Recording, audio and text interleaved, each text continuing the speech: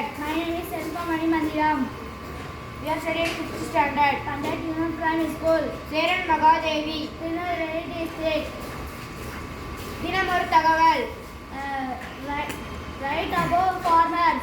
A farmer is a person who cultivates crops and rears animals, poultry and other livestock. Thank you.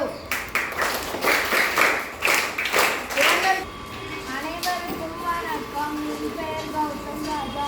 நான் 5ஆம் வகுப்பு படிக்கிறேன். என் பள்ளியின் பெயர் ஊராட்சி ஒன்றிய தொடக்க பள்ளி சேரன் மகாதேவி, திருநெல்வேலி மாவட்டம்.